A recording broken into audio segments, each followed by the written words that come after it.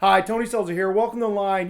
We have a very special guest today, an Indiana success story, company just self-funded, doing 50 grand a month already in reoccurring residual revenue and solving a real pain in business. Hey, I have this pain. I mean, tracking your time of what your people are doing on their projects and associating that to the job and understanding did I make money on this thing? If you're an agency and you've got one of those types of businesses where things can get scope creep, you're gonna love Hubstaff. And Dave, you must have had some insight to this pain and seeing what this was all about in order to come up with this value prop. How did this idea get kind of inspired?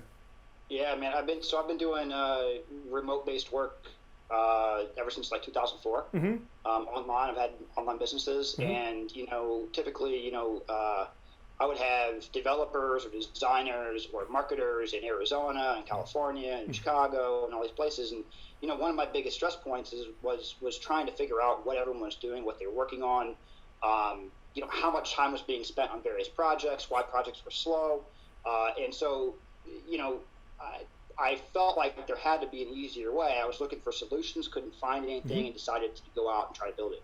So you guys have built it. You did your sprint. You knocked out your MVP. When did you realize you actually had something? When was the market had started opening up to you? And you guys have some very different pricing that you're coming to this space with. Talk to me about those two things. Yeah, so we launched. This thing took a long time to build because Mm-hmm. we had to build for iOS, Linux, Mac, Mm-hmm. Windows, and then we have the whole website. So we Mm-hmm. that all built on Ruby on Rails. So we Mm-hmm. have like really it's like five different products Yeah, in one. yeah. So yeah, there's a lot of work there. So it took a long time to build, even to get to MVP. Mm-hmm. I've got a whole blog post written about why the experience that I had there Mm-hmm. and how I do things differently. But basically, we started building, early 2013. We Mm-hmm. launched into out of beta, I should say, Okay. like at the end of 2013. Mm-hmm. And, it's been just a gradual climb ever since then. Mm-hmm. We feel like we're on path to to hit our goals, which our goal is like $75,000 a month in recurring revenue Mm-hmm. at the end of 2015. Mm-hmm.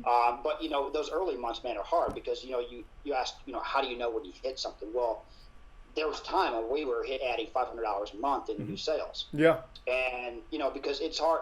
Our number one method of growth is word of mouth, and, Mm-hmm. and the way this thing spreads is from um, client telling a worker, telling another client, Mm-hmm. telling another worker. So that's the way we spread, and just word of mouth from business to business. Yeah. And They, so I call it online buy road, right? Buy referral only online. And I mean that I and mean that's right?